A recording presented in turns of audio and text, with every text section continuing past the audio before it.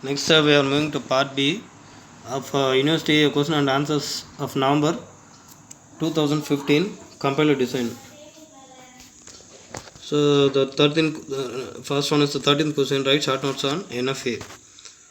In NDFA, for a particular input symbol, the machine can move to any combination of the states in the machine.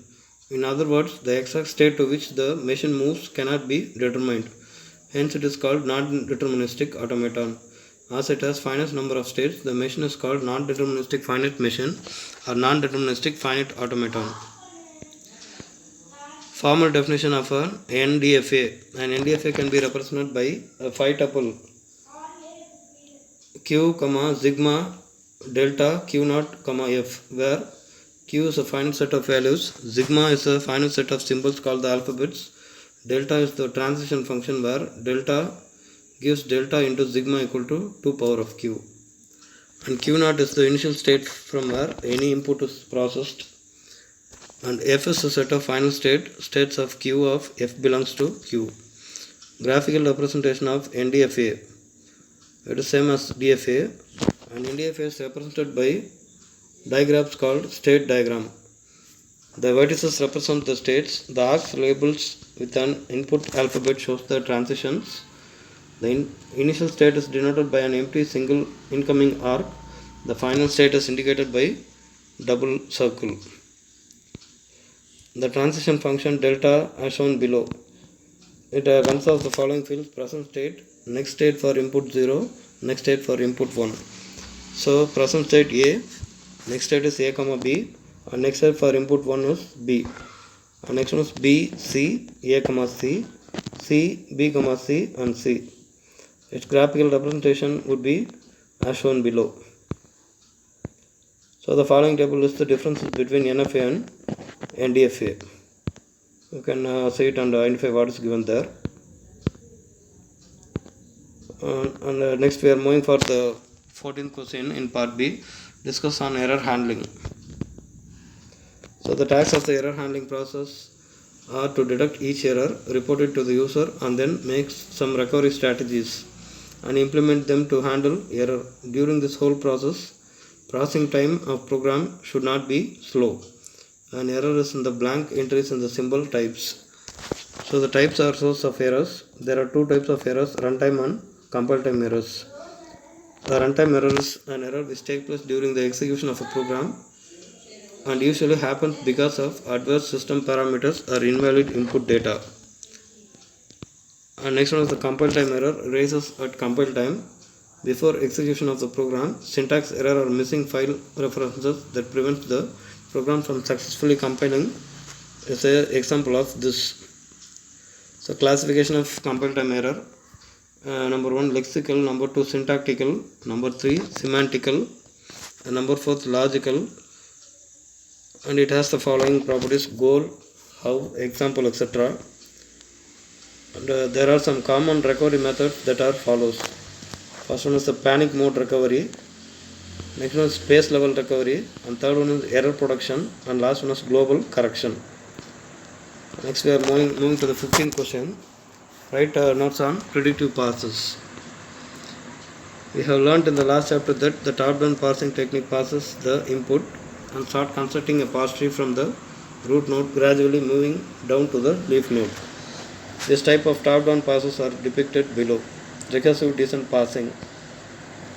It is a top-down parsing technique that constructs the parse tree from the top, and the input is read from left to right. It uses procedures for every terminal and non-terminal entity. A form of recursive descent parsing that does not require any backtracking is known as predictive parsing. This parsing technique is regarded recursive as it uses context-free grammar, which is recursive in nature. Backtracking. Top-down passes start from the root node and match the input string against the production rules to replace them. To understand this, take the following example of context-free grammar. For an input string, read a top-down parser will behave like this. The predictive parser is a recursive descent parser which has the capability to predict which production is to be used to replace the input string. The predictive parser does not suffer from backtracking. In recursive decent parsing, the parser may have more than one production to choose from for a single instance of input, whereas in predictive parser, each step has at most one production. So LL parser. An LL parser accepts LL grammar. LL grammar is a set of context-free grammar, but with some restrictions to get the simplified versions in order to achieve easy implementation. So LL parsing algorithm, we must stick to determine LL of 1 for parsing parser explanation. As the size of the table grows exponentially with the value of k.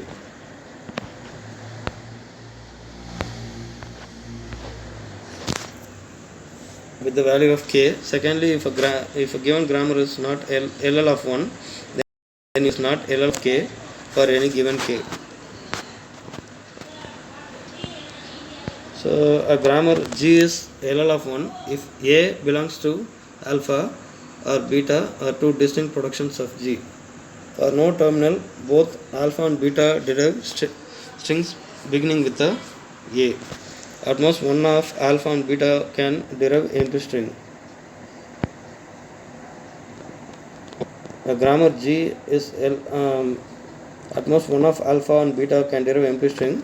If beta belongs to T, then alpha does not derive any string beginning with a terminal in follows A. Next we are moving to the 16th question in part B.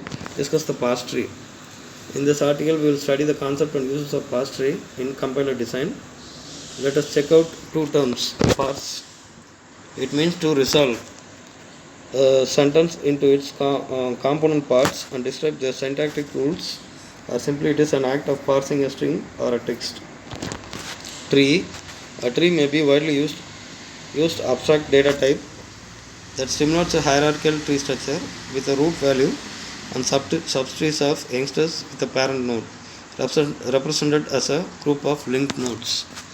Parse tree. A parse tree is the hierarchical representation of terminals or non-terminals. These symbols represent the derivation of a grammar to yield input strings. In parsing, the string springs uses the beginning symbol. The starting symbol of the grammar must be used as the root of the parse tree. Leaves of the parse tree represent terminals. Each interior nodes represent production of grammar. So the below diagram shows the example. Here we are having S as the root and children are S, A, B and the leaves are A, B. Example 2. Let us take another example of grammar. S gives AB, A gives C by small a capital A, B gives D by BB. The input string is ACBD, then the parse tree is as shown below. Uses of parse tree. It helps in making syntax analysis by reflecting the syntax of the input language. It uses an in-memory representation of the input with a structure that conforms to the grammar. The advantage of using parse trees rather than semantic actions will make multiple passes over the information. Next we are moving for the 17th question. Discuss on data structure for symbol tables. A compiler contains two types of symbol table, global symbol table and scope symbol table. Global symbol table can be accessed by the productions all type of productions and scope symbol table. The scope of name and symbol table is arranged in the hierarchy structure as shown below. Int value equal to 10, void sum of num, int number 1, int number 2 and it goes on etc. The above grammar can be represented in a hierarchical data structure of symbol table. The global symbol table, so the diagrammatical representation of the symbol table is given below. Here you can find out the global symbol table. It has three fields and it has the two symbol tables in level 2 and it is divided into three symbol tables in level 3.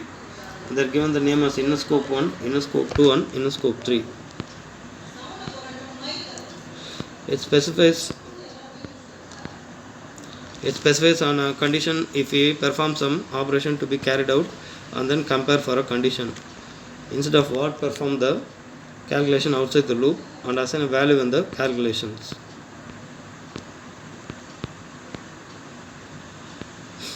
Next, we are moving to the next question. Discuss on syntactic errors. During the syntax analysis phase, this type of error appears. Syntax error is found during the execution of the program. Some syntax errors can be errors in structure, missing operators, unbalanced parentheses. When an invalid calculation enters into a calculator, then a syntax error can also occur. This can be caused by entering several decimal points in one number or by opening brackets without closing them. For example, one using equal to when double equal to is needed. Syntax warning. Assignment operator used in this expression line 16 of program first program.cpp. In this code, if expression on the equal sign which is actually an assignment operator, not the relational operator, it is for equality. So with that we are ending the part B questions of number 2015 compiler design.